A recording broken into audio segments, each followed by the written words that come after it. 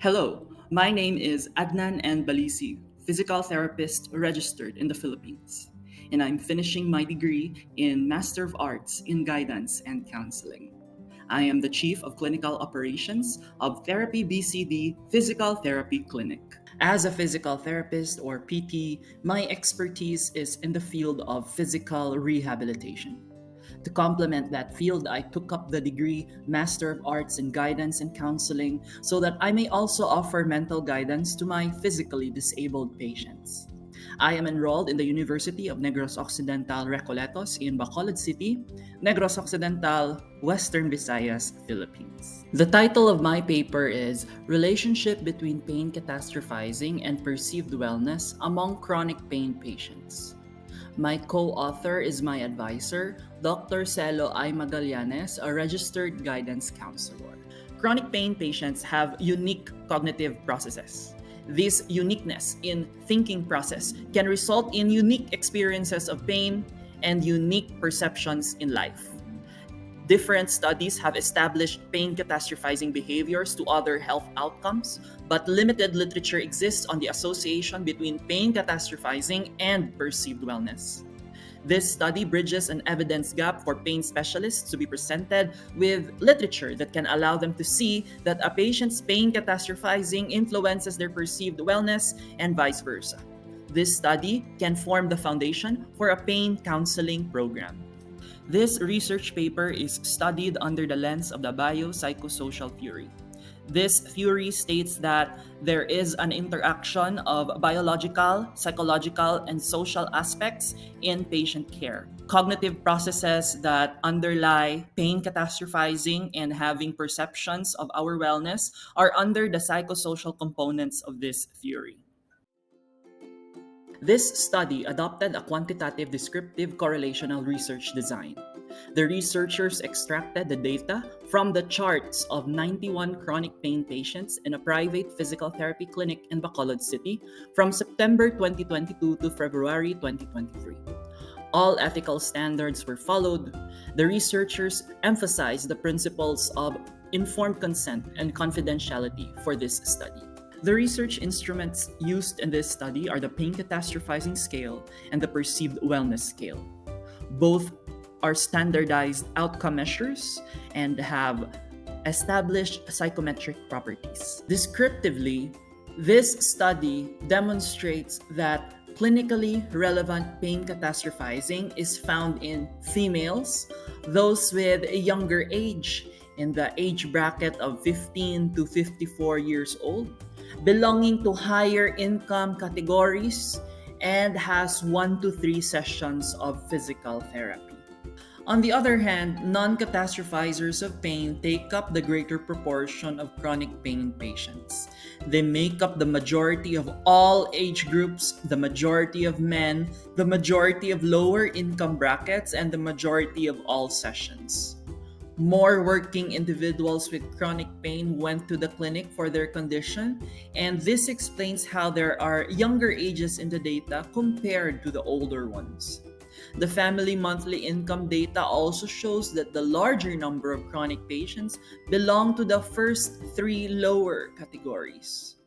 Most chronic pain patients show that they receive therapy for about 1 to 4 sessions. The results of this study are consistent to the claim of Sullivan et al. 2001, wherein clinically relevant catastrophizers of pain begin at the 75th percentile of a distribution, meaning it is expected that non-catastrophizers will take up the majority of the population.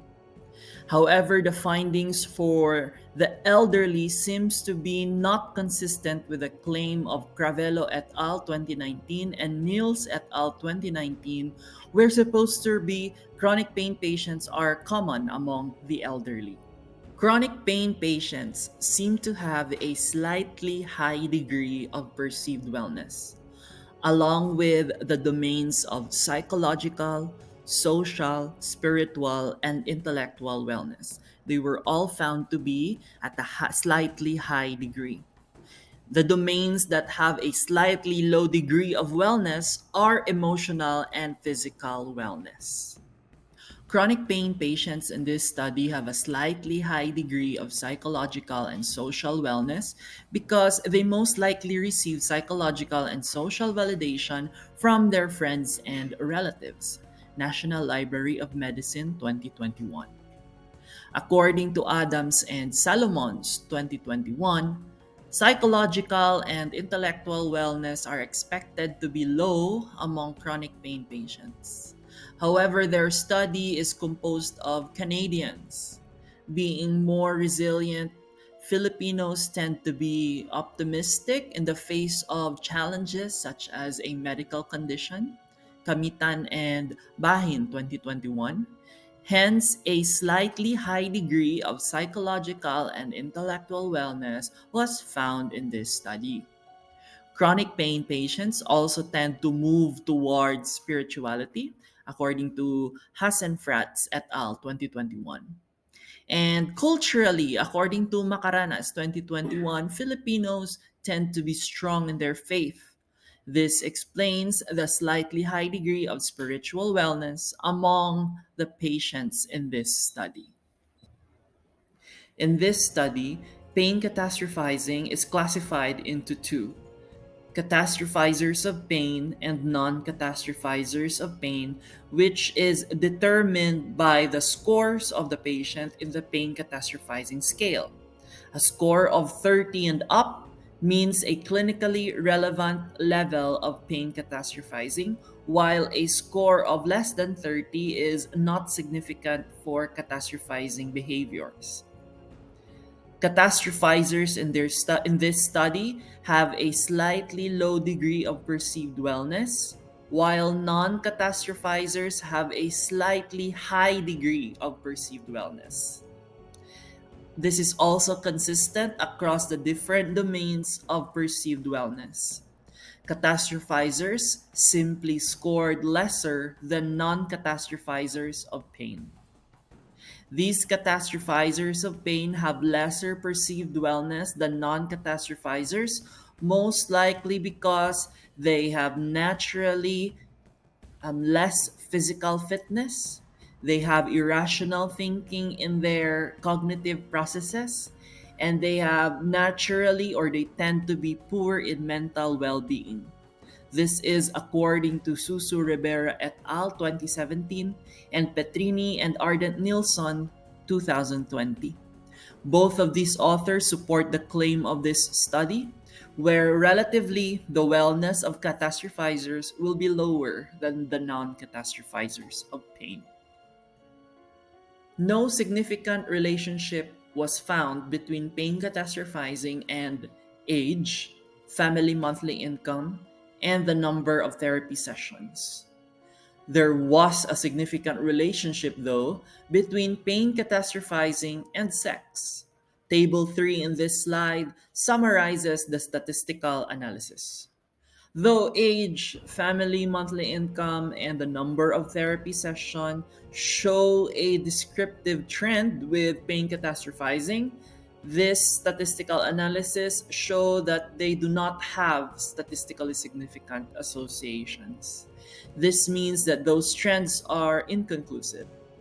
Only sex has significance when it comes to pain catastrophizing behaviors, whereas male patients, 77.5% of the time, are more likely to be non catastrophizers.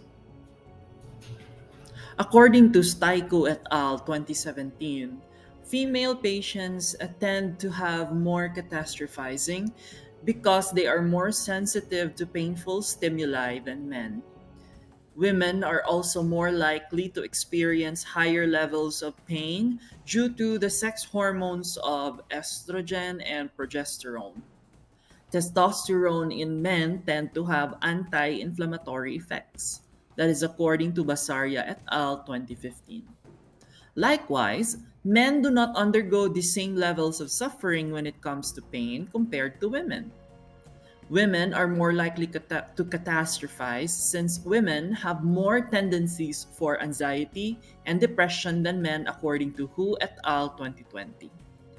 And according to Grundstrom et al. 2020, naturally, women tend to catastrophize more than men. There was a significant relationship between the catastrophizers of pain and their perceived wellness, with a correlation coefficient of negative 0.626. This is interpreted as strong correlation. There is also a significant relationship between the non-catastrophizers of pain and their perceived wellness, with a correlation coefficient of negative 0.520, interpreted as moderate correlation. Both relationships are significant and both relationships are negative. This means that as one variable increases, the other is reduced. A strong correlation found between catastrophizers of pain and their perceived wellness of pain implies that chronic pain patients with clinically relevant pain catastrophizing do perceive their wellness to be at a slightly low degree. On the other hand, there is a moderate correlation found between the non-catastrophizers of pain and their perceived wellness. Simply, exaggeration of the experience of pain can result in low perceptions of wellness. Contrawise, non-catastrophizers, despite their condition, perceive a slightly high degree of wellness. Both relationships found can support the literature of Sturgeon et al. 2017, where it can be implied that pain catastrophizing is related to perceptions of having a lower quality of life.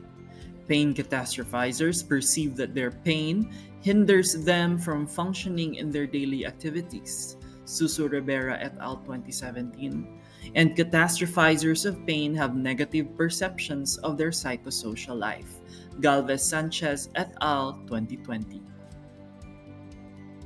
The significant negative correlation between pain catastrophizing and perceived wellness demonstrates that the experience of pain play a role in the perception of wellness or life among chronic pain patients. The relationship between these psychosocial components under the biopsychosocial theory warrant the creation of a pain counseling program by pain specialists and counselors to holistically understand and treat chronic pain patients. Indeed, holistic care is needed. Physical therapists and physicians practicing in pain management should work hand in hand with mental health professionals such as psychologists, social workers, and guidance counselors in the care of chronic pain patients. This study formed the foundations for the creation of a counseling services department and preparation for a pain counseling program to be offered in the clinic.